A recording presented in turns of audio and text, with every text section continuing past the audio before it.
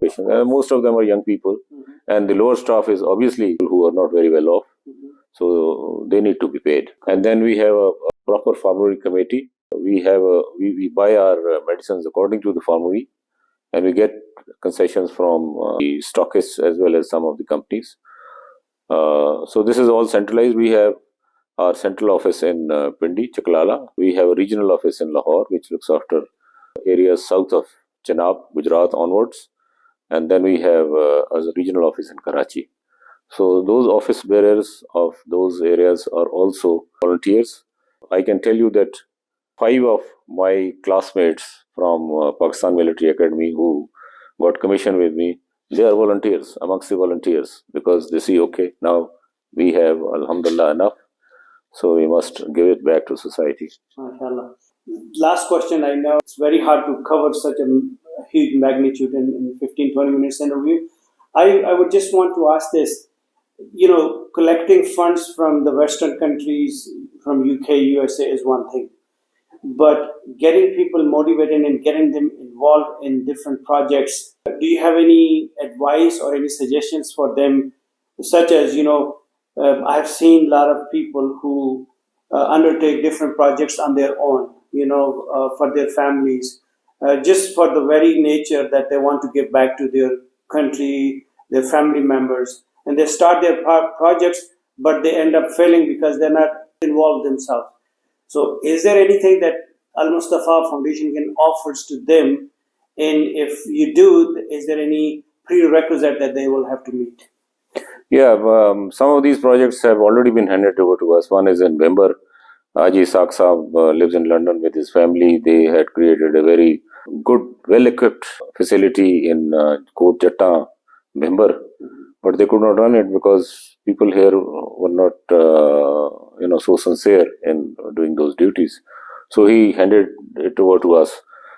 Once somebody comes and asks us that we should join them, we have got 3 requirements. First of all, we see the catchment area. One of, a part of our team goes and visits that, and we see, okay, there are poor people in the area and they will benefit from this. That's the first requirement. Second requirement we tell them is that you have to construct the facility. We were previously building till 2015 medical centers on 6 acres, 6 canals or 8 canals. And most of them also included doctors' accommodation, that's why.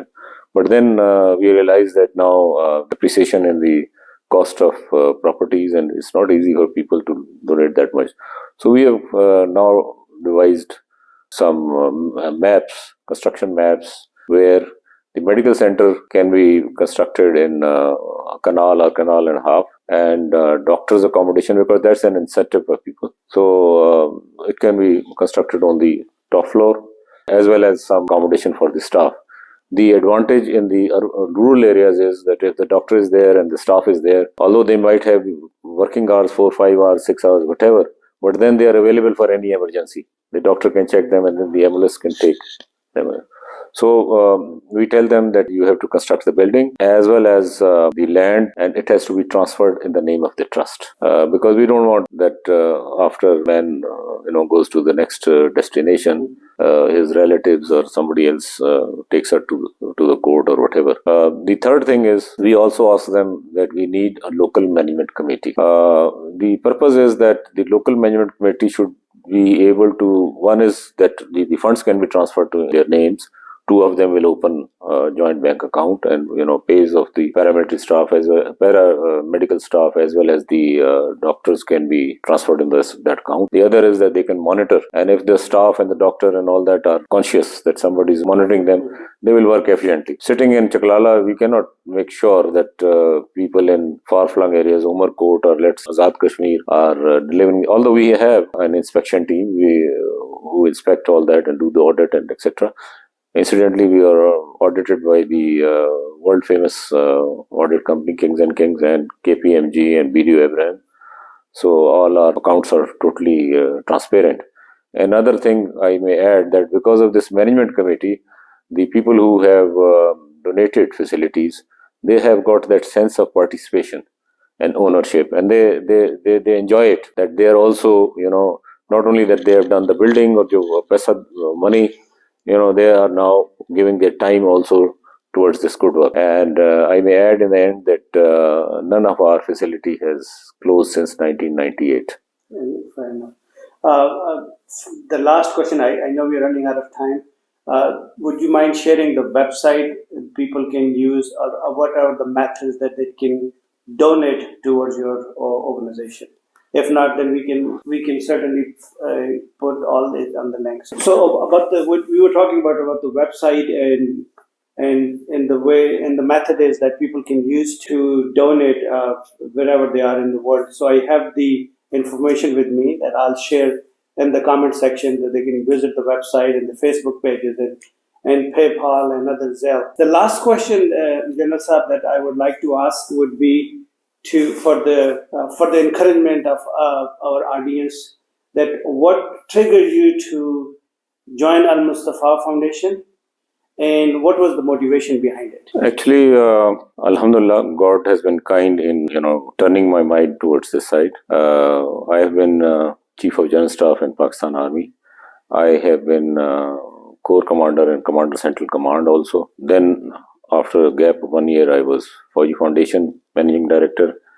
I was Chairman of 22 companies, Chairman of Askari Bank, as well as Fauji University. So once I was about to retire, about 6 months or so before my 3 years were completing, some of the businessmen started giving me various offers. I was thinking that I don't need to, do anything else because God has already given me enough. And the meanwhile, one of my subordinates, who later became a 3-star and he retired about 2 years ago, he's a very noble person. He sends me one hadith every day.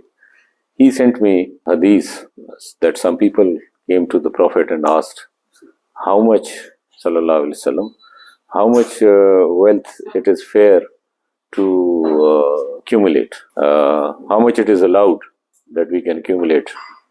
So he didn't give a direct answer, he gave an indirect answer, which is the complete philosophy of life if one thinks about. He said, जो तुमने खा लिया, पहन लिया और हाथ से दे दिया, उसके अलावा कुछ तुम्हारा नहीं है.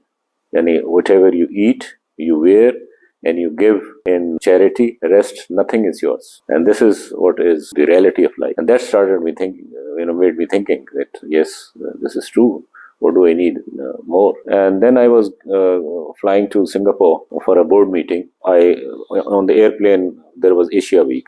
I started seeing that, and then on one page, there was an article, Hero Philanthropist of the World.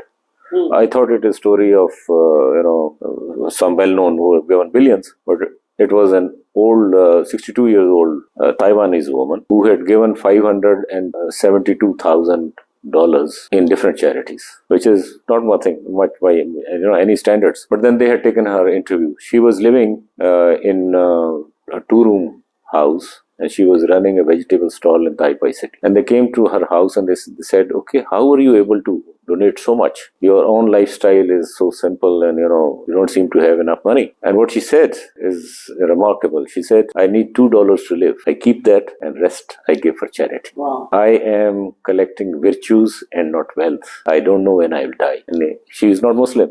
She's a Christian. But this is an example which we all Muslims should follow. She did not sleep on the bed because it's not like Pakistan or elsewhere where 11 o'clock people will open the shop. They will have to open the shop early. So she goes before Fajr for washing the vegetables and putting them there. So she says that I cannot, sleep on the bed because I will not be able to get up early.